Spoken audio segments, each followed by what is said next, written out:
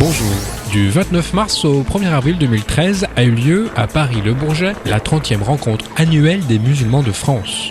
Le salon de référence où la communauté musulmane de France peut se retrouver pour partager des idées, leur culture et également retrouver des produits de la Méditerranée tels que l'alimentation, les produits de la mode ou même littéraires. Une 30e édition sur le thème « Le message de l'islam joyeux, la paix, la justice et la dignité ».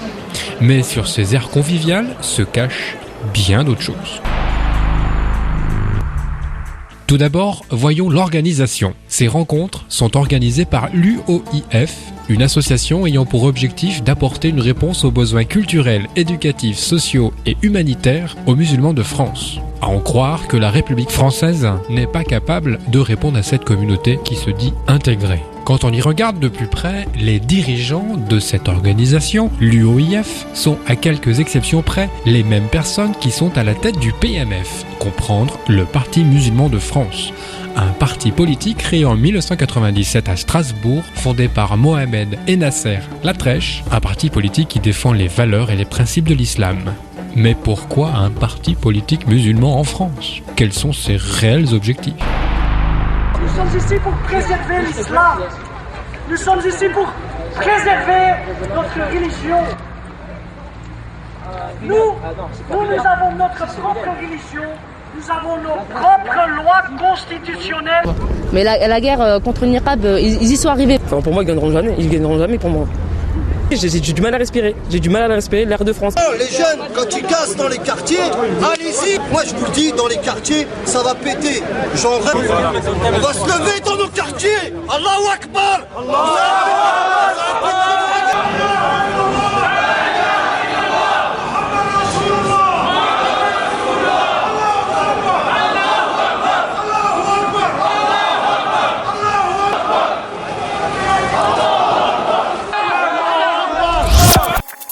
Maintenant, regardons le financement de cette manifestation. Eh bien, c'est la République française, avec l'argent du contribuable et les centaines de millions de dollars que le Qatar envoie au gouvernement français depuis la présidence de François Mitterrand. Cet argent est pour financer officiellement la politique des banlieues, comme si la France était incapable de le faire.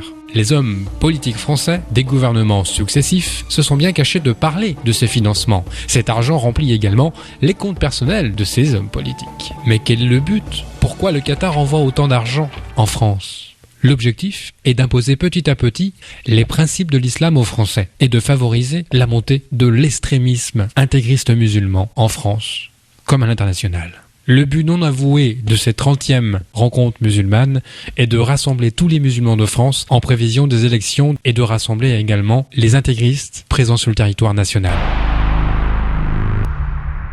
La France soutient et finance le terroriste intégriste. Et pour preuve, François Hollande et son gouvernement veulent fournir des armes, malgré le refus du Conseil européen aux rebelles syriens, pour détruire Bachar el-Assad, le président actuel de la Syrie.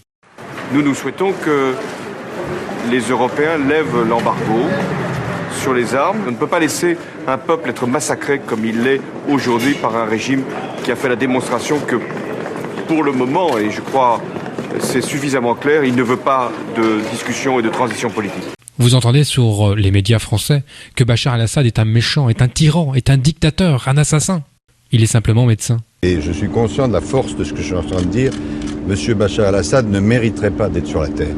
Alors s'il se bat pour garder son gouvernement en place, c'est qu'il sait que s'il démissionne ou que s'il quitte sa fonction, ce sont les islamistes intégristes qui prendront de force le pouvoir. Et ce sont des millions de Syriens qui seront assassinés. Ce que François Hollande oublie de dire, c'est que ces armes sont financées à 50% par les Qatars, mais également à 50% par le contribuable français. Et que la France est obligée de livrer ses armes à la rébellion syrienne, quitte à se mettre le reste de l'Europe et Vladimir Poutine à dos. Et finalement, ce sont encore les contribuables français qui vont payer l'addition, car leurs factures énergétiques, comme le gaz ou le pétrole, vont encore et encore monter. Bien sûr, le sujet est complexe, et cette présentation est un raccourci très rapide et très succinct. Mais vous comprendrez que la France finance et aide les intérêts islamiques, alors que les caisses de la République française sont complètement vides et que la France, dans quelques semaines, aura plongé comme la Grèce l'a fait, au risque de déclencher des émeutes comme 68, voire pire. Tous les scandales de ces dernières semaines ne sont juste des fusibles pour cacher l'avancement de l'islam politique et des intégristes en France et dans toute l'Europe.